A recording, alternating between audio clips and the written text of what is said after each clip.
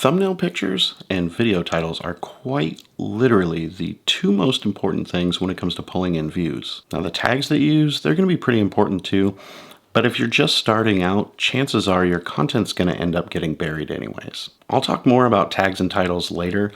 Today is going to be all about thumbnails. Realistically, when you're just starting out, those thumbnails are going to be what pop out and grab people's attention. Unfortunately, YouTube goes ahead and they give you a selection of 3 frames out of your video that are quite possibly the worst possible opportunity for them to freeze frame and use that as a thumbnail. Your thumbnail picture is what somebody sees when they're scrolling through videos. So the thumbnail and the title, those are the 2 things that are going to get somebody to go ahead and click on your video. Your content then becomes the deciding factor on whether or not they continue to watch your content. If you lose them at the thumbnail, it's over. You lost it. Rather than be at the mercy of YouTube to give us a reasonable thumbnail, let's go ahead and take a look at one of my favorite spots to create my own. Before we get started though, I just want to take a second and thank everybody for watching. As of right now, this channel is less than a month old, and it is something that I set up specifically for helping other content creators. I have other YouTube channels that are paying the bills, so this channel for me is more a way of giving back to the community, so to speak. So if you're making content and you're looking for honest, straightforward advice, click that subscribe button. Okay, so this is Canva, and of course, I'm going to go ahead and leave a link below. This site gives you a ton of options for creating different things for social media, everything from Facebook posts, Instagram posts, YouTube thumbnails, banners, backgrounds. I mean, it'll do everything for you. It's your one-stop shop for everything, and best of all, it's free. Some of the options on Canva do require a paid membership, but what I found is that by and large, for what I use it for, the free version is more than enough. So not only is it free, but I can use it on whatever device I want. I can go ahead and use it on my desktop, my laptop, my cell phone. I can use it on my tablet. I can start a project in Canva on my desktop, and then later on, if I want to finish it on the couch while I'm relaxing, no big deal. I just open up the laptop or the iPad and finish it up. Now, I do have several other paid programs that I could use to make thumbnails, but I always find myself going back to Canva. Okay, so once you have a free account set up, you can go ahead and come over here to this area where it says Create a Design. We can click on that. Now, as you can see, you've got an Instagram post, YouTube icon, logo, poster, Instagram story. There are just a bunch of options. There it is, YouTube thumbnail. The sizing is preset and optimized. We'll click that. So what I'm going to do is start down here on the bottom left with a background. There are a lot of options, as you can see. Excuse the slow internet speed. I'm in my office and the Wi-Fi router is on the other side of the house. I kind of like this sunset. We'll go ahead and click that. It's free. Add that. Now, what you can do, most of the time, if you want to use a picture of some sort for your thumbnail, you can drag and drop it in here and move it all around, resize it, whatever you want. With these backgrounds, they're preset to fit the screen, so that kind of cuts that out of the mix. If you were using your own photo, you would want to go ahead and resize it, get it positioned right where you want it, and click this lock button here. That locks this photo in place. So as you're adding different elements to this thumbnail, you don't have to worry about that background getting shifted around or moved. So I'm making up a thumbnail for the video that you're watching right now. What I want is for this thumbnail to catch the eye and give the viewer a clear idea of what this video is about. Personally, I'm not a big fan of having too much in the thumbnail. I feel like it clutters it up and it can make it somewhat confusing for viewers, and they tend to skip right past it if there's too much junk and clutter. How you structure your thumbnails, what ends up being your individual style, it is going to be a process of trial and error. Don't sweat it. Eventually you will find your groove. Right now I haven't quite figured out what the style for the content workshop is going to be. Like I said, this channel, it's less than a month old, so as it evolves, I'm sure the style of the thumbnails is going to evolve as well. My other channels, I've got it pretty much locked in. I've been doing it for, a year and a half or so on those channels, so the styles for those channels are pretty much locked in and set, and I've got it figured out. here at the Content Workshop, it's going to take a little bit of time. Okay, so I've got a simple background set up here. Earlier, I went ahead and uploaded an element that I'd like to add to this thumbnail. So we'll click Uploads. Here we go. We've got the logo for Canva. We'll drag and drop that in there. We can go ahead and bring that. I like that it gives you center lines, so you can tell if it's centered or not. We can go ahead and resize this. We can make it tiny. We can make it massive. Okay, so I think I'm going to take this Canva logo. I'm going to throw it up here in the corner. Remember, when you're making thumbnails, there are areas where whatever you put on there is going to be blocked out by things like the timestamp. Be mindful of that when you make your thumbnails so that things don't get blocked. So I'm going to take this Canva logo, I'm going to throw it up in the corner, and then I'm going to add some words down in this region. In order to do that, I'm going to come over here to text. I'm going to add a heading. Now, you can add a heading. It's going to be, fairly large and bold. Subheading. They have all of these presets for different styles down here. A lot of these are free. Some of them are part of the paid membership. Most of them are free though, and you can kind of customize them a little bit here and there. I'm just going to do the add the heading. I'm going to come over here to the font. I am a big fan of this Alpha Slab 1. All right. So we'll just resize that. Bring it up here. So this is going to be a pretty rough thumbnail, and I may actually edit it a little bit before I use it. Let's go ahead and do this free. Resize that a little bit later.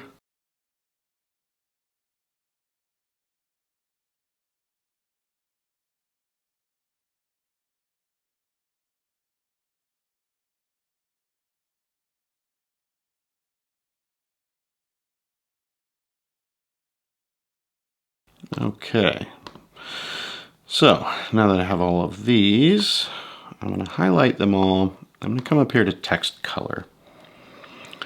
Now, I've got all these colors here. I can go ahead and type in here blue. It's going to give me different shades of blue. I can type in here white. I want them all to be white. That looks good. Now for rearranging,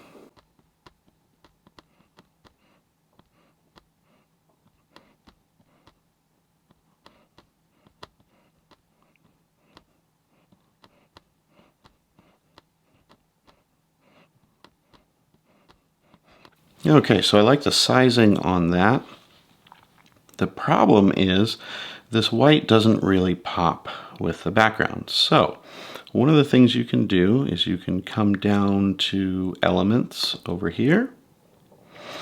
This is under my recently used. It's essentially the square shape. You have frames, you have stickers. There are so many options in here. Anyways, I'm going to take this recently used and I'm going to drop that down. Now, I can go ahead and select a color. One of the cool things that Canva does is it goes ahead and gives you options for colors that match what's already here. So I can go ahead and match the circle from the Canva logo. I can bring this up here, resize it.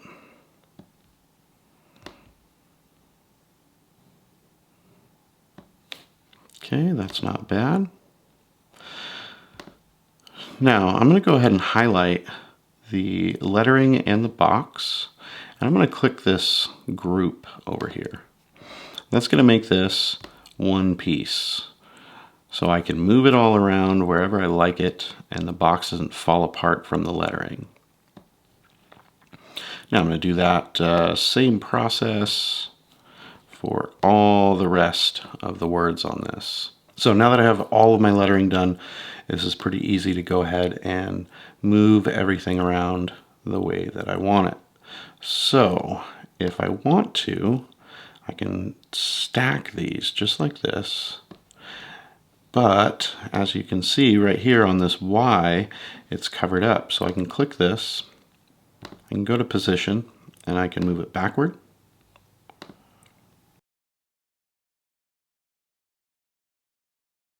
Quick and easy. Now, if I wanted to, I could go ahead and use this and change the angle.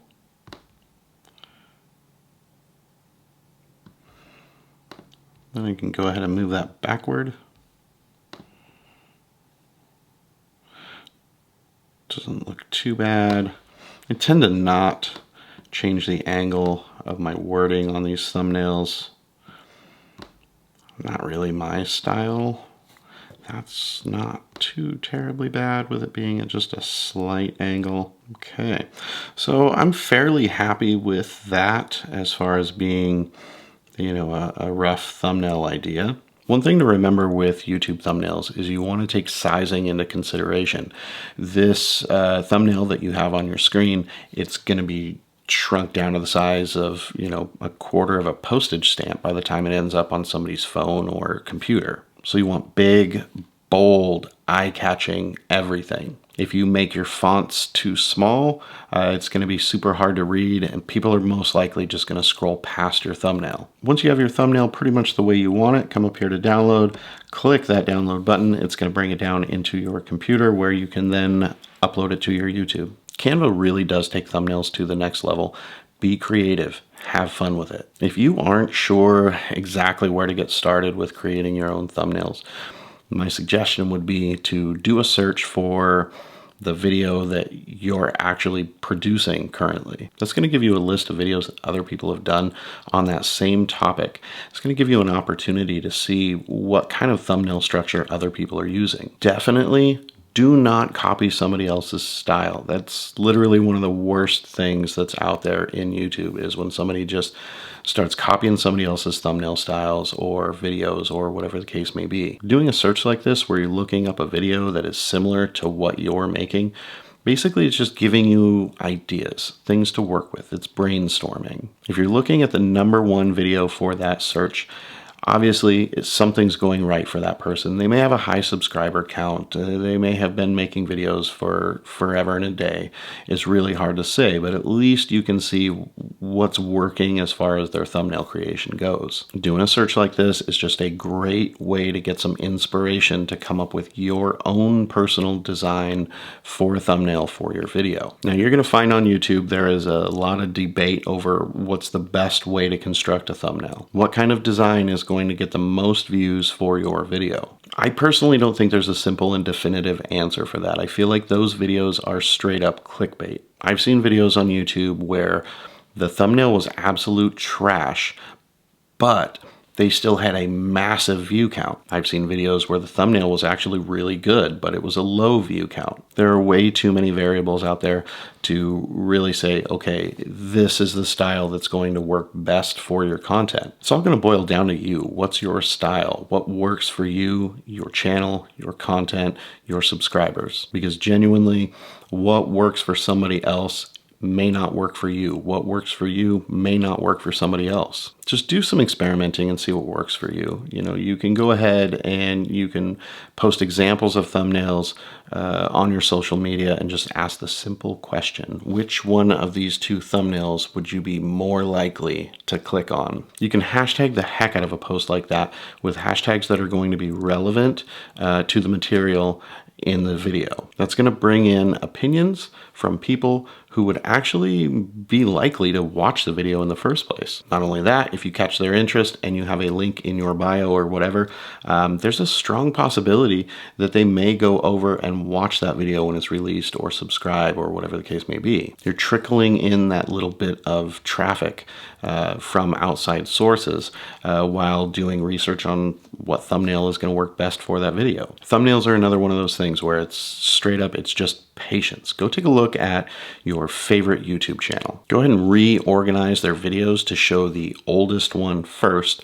and then start scrolling through and looking at the way that their thumbnails have evolved from day one until now. This is something we all go through as we build our channels. We grow, we change, we find out what works for us, what our personal style is. We make slight adjustments as we start finding success. One thing that helps though is having solid advice from someone else who's going through that same thing that you are. That's what this channel is all about. As long as you keep coming back and watching videos, as long as you keep subscribing and liking and commenting, I'm going to keep putting videos out there just for you. All right, that's it for today.